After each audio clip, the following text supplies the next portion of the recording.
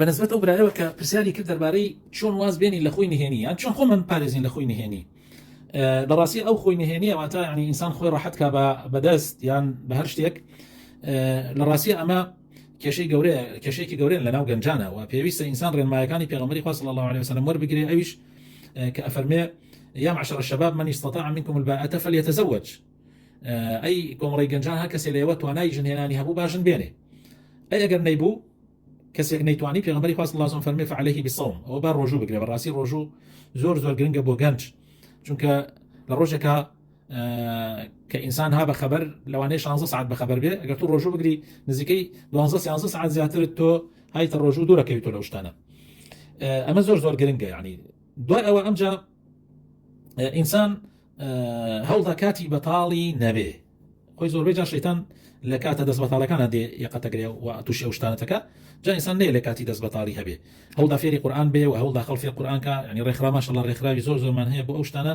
ئینسان دەتوانێت بڕاتە ئەو ڕێکخراوانە و لەوێ فێری ئەو شتانە بێ زۆر گرنگە. و هەروەها مەشغوڵبوون بە زانستە شەرعیەکانەوە بە گشتی. ماشاءالله مامۆسای زۆرمان هەیە الحەمدولله ئەمڕۆ دەرسی علومی شەرعی دەنەوە ئینسان ئەتوانێت بڕوا کاتەکانی بە علومی شەرعیەوە بەسەر ببرێت. و هەروەها ئەگەر کاتی زیادەت هەبوو زیاتر هەوڵ بدە مثلا وەرزش بکە. وەرزش زۆر مهمە بە تایبەتی دووگۆڕی ئەو وەرزشانە کە ئێمە لە کاتی خۆمانە لە کاتی خۆیان لە گەنجێتیا الحەمدولله ئەوە زۆر کاریگەری هەبوو لە سەرمان بۆ ئەوەی تووشی گوناح نەین. گرنگیدان بەکارە کۆمەڵایەتەکان سەردانی خزم و خوێش و پەیوەندە کۆمەڵایەتەکان سەردانی نەخۆش و چوون بۆ قەبرستان ئەمانە زۆر مهمن کە پێغەمبەری خوا صلی الله علیه و سلم ئاماژەی پێکا لە حەدیثێکە و ئیکا بە حەقی مسلمان لەسەر برای مسلمانی. دوورکەوتنەوە لەو شتانەی کە ئەدوورژێنێ. یعنی بۆ نمونە تۆڕە کۆمەڵایەتەکان هەندێکی بەڕاستی وروژێنەرە. یعنی ئینسان ئەبێ خۆی لە دوور بگرێ و ئەگەر ناچاری سەریشی کرد بە ئەو شوێنانەیە ئینسان یەکسەر کەوتە بەرچاوی لایدا بۆ ئەوەی نەورژێنێ. هەنگاونان بۆ کەمکردنەوەی پاشان ئەگەر خۆی گەورە بکە وازیشی لێ بێنی بە تەواوەتی. هەنگاوەکان ئەمە بۆ کەسانەیە کە توش بوون و ئالوودە بوون.